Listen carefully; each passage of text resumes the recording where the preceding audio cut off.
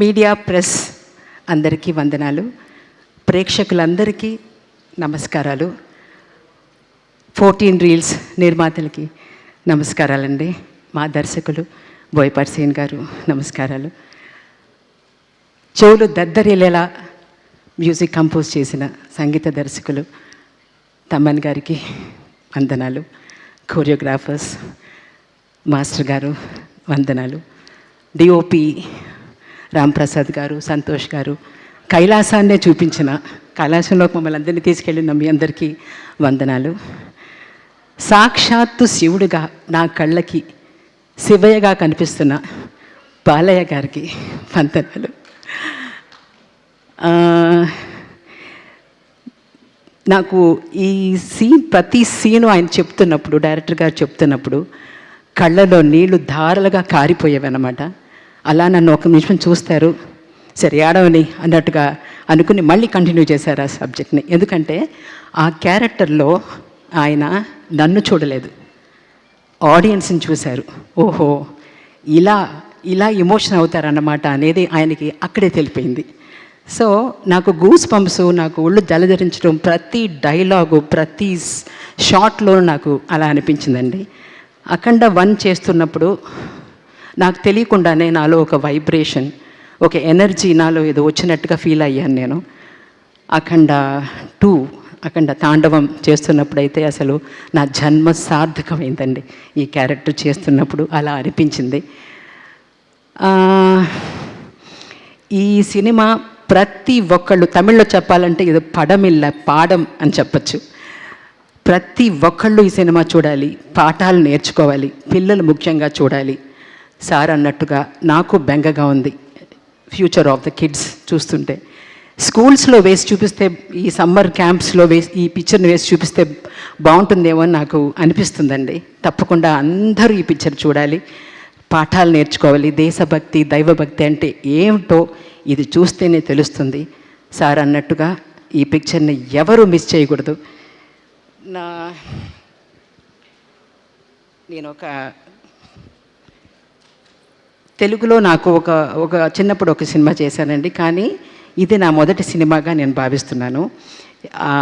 దేవుడు, ఆ శివదేవుని నిర్ణయం అని నేను చాలా గట్టిగా నమ్ముతున్నాను. ఎలా అంటే విష్ణు అంశ పేరు కలిగిన మన డైరెక్టర్ బోయపాటి శ్రీనివాస్, మన హీరో బాలకృష్ణ, నా మేనేజర్ చలపతి అనే ముగ్గురు కలిసి శివాంత సినిమా అయిన అఖండలో ఒక శివభక్తుడు తల్లి పాత్ర చేయించడం ఒకటి. నగరిలో ఈ సినిమా చూశానండి. చూస్తున్నప్పుడు నా కళ్ళారా చూశాను. అసలు ఆ సినిమా థియేటర్లో అందరూ అందులోకి వెళ్ళిపోయారనమాట. చాలా ఆనందించాను నన్ను రిసీవ్ చేసుకున్న విధం.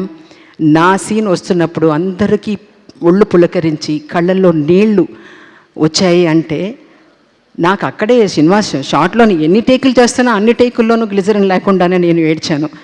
అది మన డిఓపి గారులకు తెలుసు.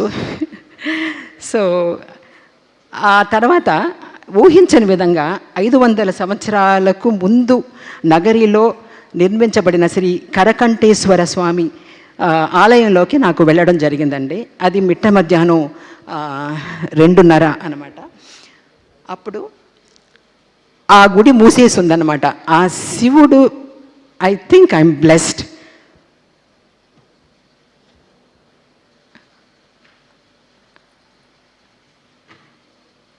నేను వెళ్ళి అక్కడ నుంచున్నాను. అయ్యో గుడి మూసేసి ఉంది అని నుంచున్నాను.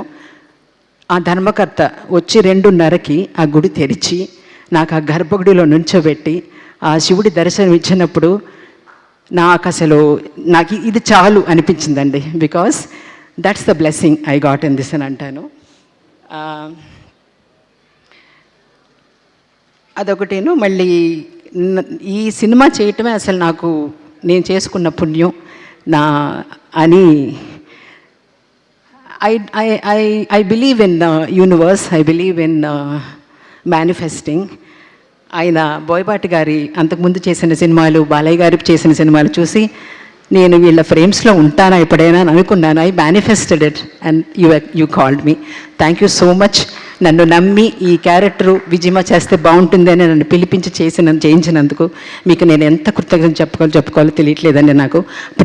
ప్రేక్షకులందరికీ నేను నా రుణం ఎలా తీర్చుకుంటానో నాకు తెలియట్లేదు, ఎందుకంటే అంత బాగా నన్ను ఆదరించారు థియేటర్లో. అండ్ ఎస్, ఎన్ని సంవత్సరాలైనా సరే మదర్ సెంటిమెంట్ అనేది ever green for everybody. Mother is a mother anyway. So Balayya గారు దుర్మార్గులు అక్కడ బాధపడుతున్న మనుషులందరూ దేవుడు ఎక్కడున్నాడు, అసలు ఇంతమంది చనిపోతుంటే దేవుడు కనిపించడేంటి అని అన్నప్పుడు ఆయన అన్న డైలాగ్స్ అండి నా గుండెల్లో పొడుచుకునే అనమాట.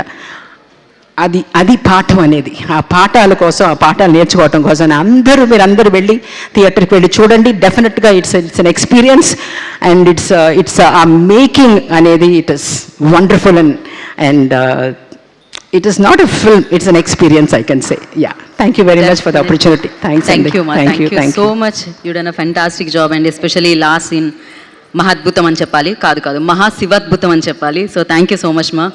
అండ్ నా